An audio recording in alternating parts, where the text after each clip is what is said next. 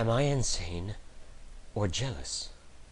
I know not which, but I suffer horribly. I committed a crime, it is true, but is not insane jealousy, betrayed love, and the terrible pain I endure enough to make anyone commit a crime without actually being a criminal? I have loved this woman to madness, and yet, is it true? Did I love her?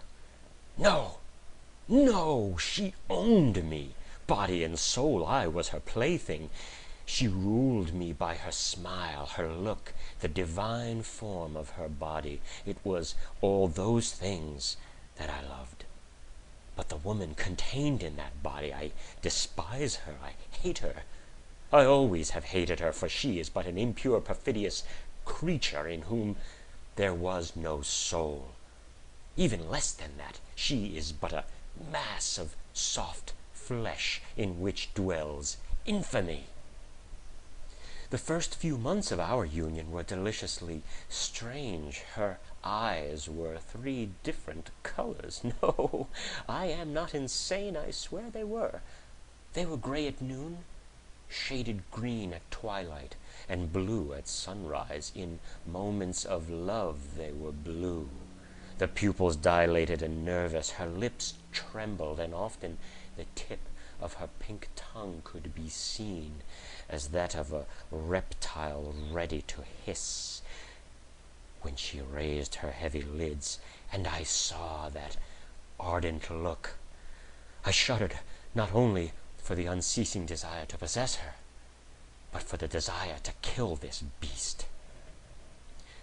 When she walked across the room, each step resounded in my heart.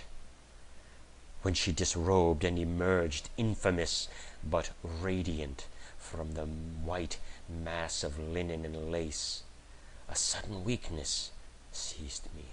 My limbs gave way beneath me, and my chest heaved. I was faint, coward that I was. Each morning when she awakened, I waited for that first look, my heart filled with rage, hatred, and disdain for this beast whose slave I was. But when she fixed those limpid blue eyes on me, that languishing look showing traces of lassitude, it was like a burning, unquenchable fire within me, inciting me to passion. When she opened her eyes that day, I saw a dull, indifferent look, a look devoid of desire, and I knew then she was tired of me. I saw it, knew it, felt it, right away, that it was all over, and each hour and minute proved to me that I was right. When I beckoned her with my arms and lips, she shrank from me.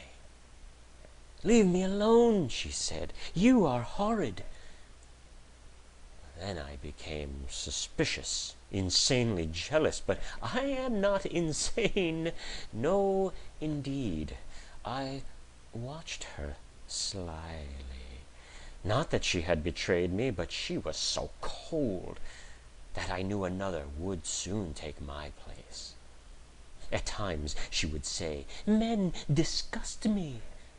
Alas, it was too true. Then I became jealous of her indifference, of her thoughts, which I knew to be impure, and when she awakened with that same look of lassitude, I suffocated with anger, and an irresistible desire to choke her and make her confess the shameful secrets of her heart took hold of me. Am I insane? No. One night I saw that she was happy. I felt, in fact, I was convinced that a new passion ruled her. As of old, her eyes shone, she was feverish, and her whole self fluttered with love. I feigned ignorance, but I watched her closely. I discovered nothing, however. I waited a week, a month, almost a year.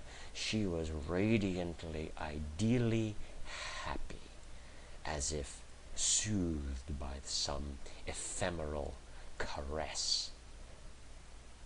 last I guessed. No, I am not insane. I swear I am not. How can I explain this inconceivable, horrible thing? How can I make myself understood?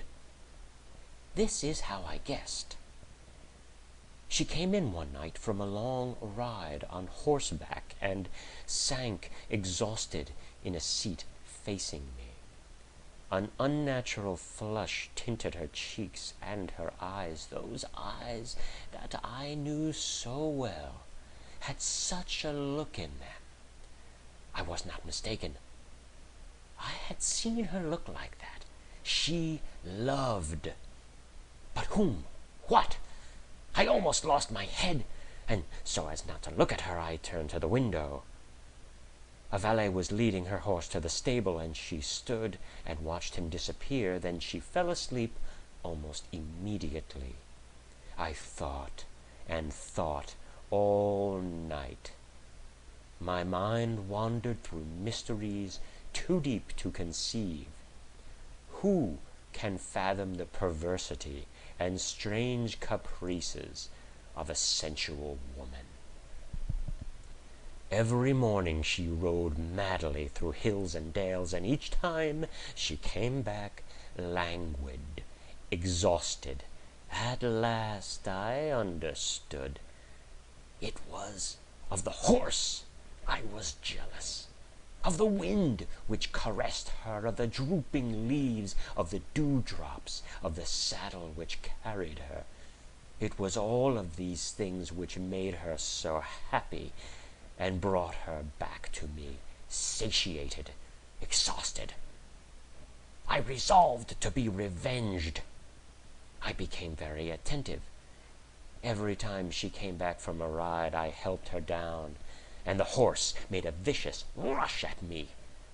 She would pat him on the neck, kiss his quivering nostrils without even wiping her lips. I watched my chance.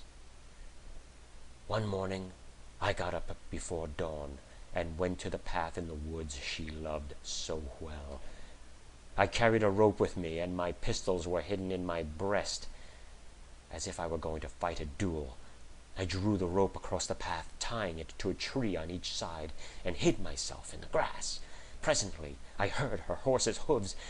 Then I saw her coming at a furious pace. Her cheeks flushed, an insane look in her eyes. She seemed enraptured, transported into another sphere. As the animal approached the rope, he struck it with his forefeet and fell. Before she had struck the ground, I caught her in my arms and helped her to her feet. I then approached the horse, put my pistol close to his ear, and shot him, as I would a man. She turned on me and dealt me 2 terrific blows across the face with her riding whip, which felled me, and as she rushed at me again, I shot her. Tell me, am I insane? End of Am I Insane? Recording by Peter Piazza.